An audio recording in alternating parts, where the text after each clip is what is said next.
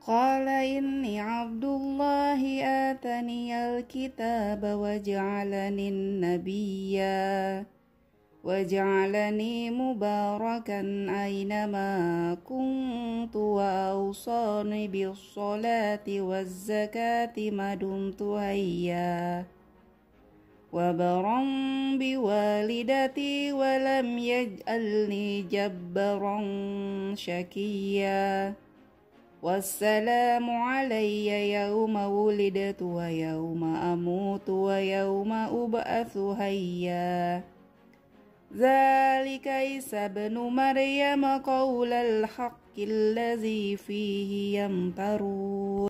Halo, assalamualaikum. Apa kabar semuanya? Baik-baik ya, sehat, bahagia, dan berkecukupan. Amin ya robbal alamin. Kita sapa teman online dulu yuk. Ada Heriana, ini teteh atau bunda nih? Apa aja lah ya, yang penting sehat-sehat. Ada juga Nami dari Kalimantan Tengah, sehat dan bahagia selalu. Disusul nih ada Mama Firhat di Pandeglang, Banten.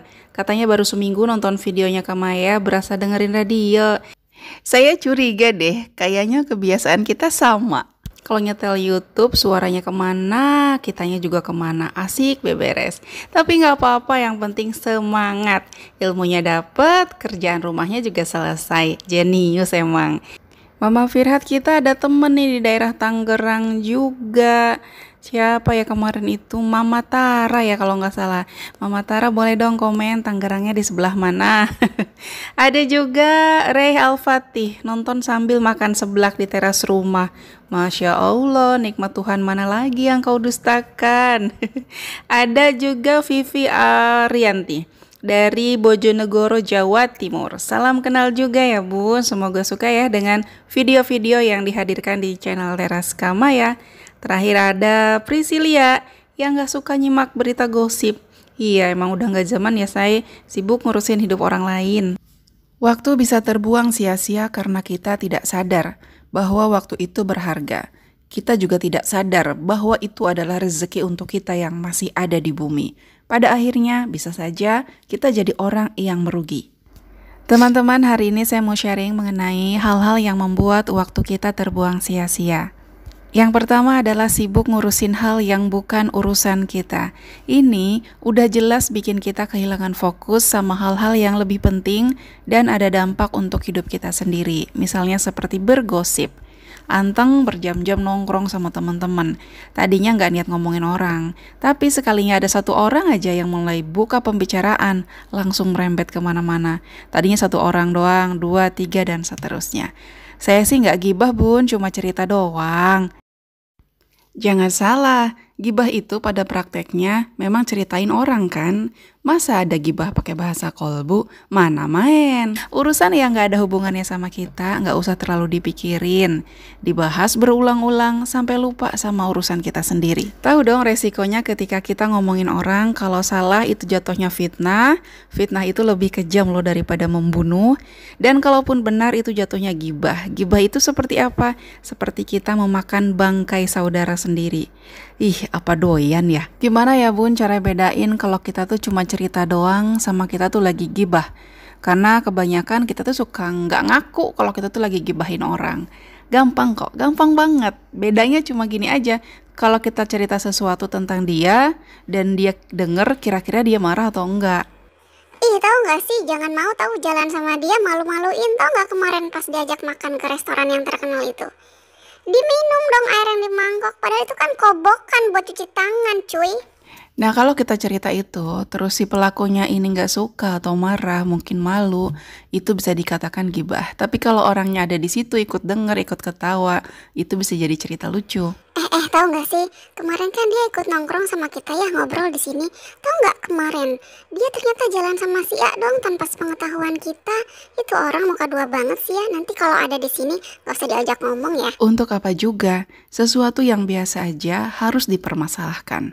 Mulut kita ini loh bisa bikin ribet hidup kita sendiri kalau nggak dijaga. Yuk mulai sekarang normalisasi jaga lisan. Sebisa mungkin jangan ada satu orang pun yang kita omongin di belakang orangnya. Kalau menurut Ustadz Nasrullah, foundernya Magnet Rezeki, ketika kita ngegibahin satu orang atau bikin dosa ke satu orang, berarti sholat taubatnya 1 kali. Kalau sehari itu kita ngegibahin 10 orang, berarti sholat taubatnya 10 kali, 2 rakaat kali 10 kali salam. Nah, dihitung-hitung deh tuh, hari ini kita udah ngomongin siapa aja, udah minta maaf apa belum. Nah, tadi ngurusin urusan orang lain udah, sekarang sering nunda kerjaan. Nanti aja, masih pagi males. Besok aja, sekarang mah udah malam. Orang kalau lagi males emang selalu punya banyak alasan.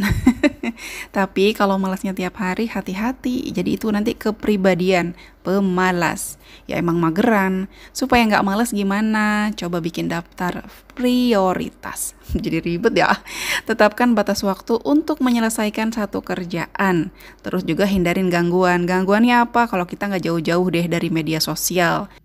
Biar tambah semangat, boleh kok sambil buka video-video dari channel Teraska Maya. Bisa sambil nyetrika, sambil ngepel, sambil masak. Rumah bersih, rapi, ilmunya juga dapat. Kalau nggak ada ilmunya, ya minimal kamu nggak sendirian gedebukan di rumah. Nggak uring-uringan menghadapi kerjaan yang nggak ada ujungnya. Si bunda mau iklan, ya nggak apa-apa lah, terselubung dikit. Lanjut, yang ketiga adalah nggak bisa ngatur prioritas. Kita bisa belajar kok cara ngatur prioritas. Kayak misalnya kita punya pekerjaan tuh banyak, tapi kira-kira mana sih yang harus dikerjain hari ini dan mana sih yang bisa besok gitu. Supaya nggak semua kerjaan tuh dikerjain sekarang dan akhirnya kita kecapean, malah nantinya males-malesan kesananya. Akhirnya semua pekerjaannya nggak selesai. Kita kan tahu ya prioritas kita masing-masing. Jadi supaya nggak mageran, karena kalau kerjaan tuh banyak, kita malah jadi males ya, bingung mau mulainya dari mana dulu ya gitu. Aduh, ini rumah berantakan banget, aku tuh mau beresin kamar dulu, apa dapur dulu, atau ruang tamu dulu ya, ntar aja males, ujung-ujungnya sampai sore belum ngapa-ngapain. Sering kan ya ngerasain momen-momen kayaknya tiba-tiba otak itu nge-freeze, kayak membeku, nggak bisa mikir sama sekali. Aduh, panik, mana yang harus dikerjain duluan sih, kok rasanya kayaknya semuanya urgent, padahal enggak. Ada kok kerjaan-kerjaan yang bisa dikerjakan nanti, enggak semuanya harus sekarang. Asalkan kita benar-benar komitmen memang itu mau dikerjakan nanti kalau udah ada waktunya. Bukan basa-basi nanti aja tahu-taunya kita kabur menghindar dari kerjaan yang udah kita simpen buat nanti itu. Kalau saya misalnya satu waktu gitu, cucian numpuk, setrikaan juga numpuk. Aduh, kayaknya pusing banget gitu ya. Cucian piring juga numpuk. Pusing, mana duluan yang harus dikerjain, akhirnya males gitu. Tapi maksain diri, mana ya yang lebih urgent, mana ya yang kalau saya nggak kerjain itu akan memperburuk suasana hati, memperburuk juga keadaan di rumah. Saya cuci piring dulu. Karena ngeliat piring kotor itu kayaknya gimana ya, sumpek gitu. Setelah itu cuci baju. Karena baju kotor itu keringetan gitu ya, apalagi kalau kitanya misalnya yang habis berkebun ada tanah segala macem, kayaknya kalau nggak langsung dicuci itu gimana gitu ya. Setrikaan saya besok aja, yang penting udah bersih, kan masih bisa dilipat dulu atau dimasukin mungkin ke keranjang dulu gitu kan. Kayaknya lebih aman kalau setrikaan yang disimpan, yang penting udah bersih aja dulu. Kalau kita nggak bisa ngatur prioritas, nggak bisa ngatur mana yang urgent, mana yang bisa nanti aja, kita akan ngerasa keteteran mau berapa banyak pun waktu yang kita punya. Kayak misalnya anak-anak lagi sekolah, kita tahu kalau nanti mereka pulang, mereka pasti minta makan siang gitu ya, karena udah capek lah aktivitas di sekolahan. Tapi kita malah ngerjain kerjaan yang lain yang mungkin bisa kita selesaiin nanti aja agak sorean. Yang keempat, yang bikin waktu kebuang sia-sia itu adalah NATO. Apa itu? No action talk only, alias OMDO, omong doang. Ngomongnya gede banget, tapi tindakannya nggak ada. Nanti saya mau rapihin perabotan di dapur kalau anak-anak lagi libur sekolah. Begitu hari libur tiba, libur telah tiba. Anak-anak main, kita cuma rebahan seharian. Nanti saya mau batasin buka-buka online shop. Suka nggak berasa, tahu-tahu check out, tahu-tahu check out. Nanti juga nontonnya 15 menit aja cukup lah. Tahu-taunya paket. Sehari 3 kali. 3 abang paket yang datang. Saya udah gak mau lagi nonton berita tentang artis, pusing, lagian buang-buang waktu. Besokannya teman yang ngebahas artis A yang cerai, artis B yang selingkuh, artis C yang apalah, nyambung. Berarti kemarin-kemarin cuma NATO, ngomong doang. Yang kelima, yang bikin kita kehabisan waktu ya, waktunya terbuang sia-sia itu kalau kita terlalu perfect. Pengennya apa-apa tuh sempurna, apa-apa nunggu timingnya dulu, ntar waktunya belum pas, ntar belum mood, ntar gitu.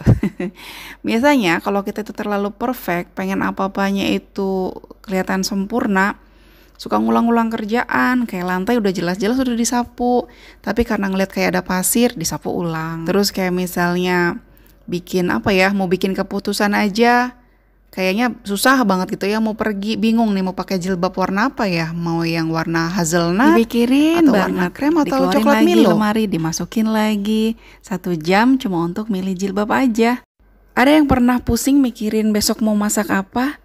Kalau masaknya sayur sop berarti lauknya telur dadar, tapi nggak matching, telur balado deh.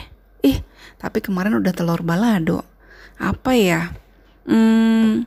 Ikan kembung dicabein deh. Enggak lah, nanti anakku yang ini nggak suka. Yaudah deh, sayur asam aja deh. Sayur asam temennya apa ya? Sama telur dadar. Kayaknya nggak nyambung. Ganti deh apa ya? Terus mikirin sampai akhirnya ngabisin banyak waktu cuma buat mikir masak apa, cocoknya sama apa. Sampai segitu sibuknya ya ngejodoh-jodohin makanan. Padahal ujung-ujungnya kalau udah mentok nasi goreng telur ceplok. Menghargai waktu menyadarkan kita betapa pentingnya setiap kesempatan. Waktu sangat berharga karena terus berjalan, tidak bisa berhenti apalagi terulang. Penyesalan yang tidak berguna adalah menyesal karena telah menyia-nyiakan waktu. Gunakan waktumu untuk hal yang bermanfaat. Waktu terus berjalan, mau seperti apapun keadaan kita, mau sedih, bahagia, optimis, ataupun putus asa. Sampai di sini dulu video kali ini. Terima kasih banyak sudah nonton sampai selesai. Jangan lupa like, komen, dan subscribe bagi yang belum. Teras Kamaya pamit undur diri. Assalamualaikum warahmatullahi wabarakatuh.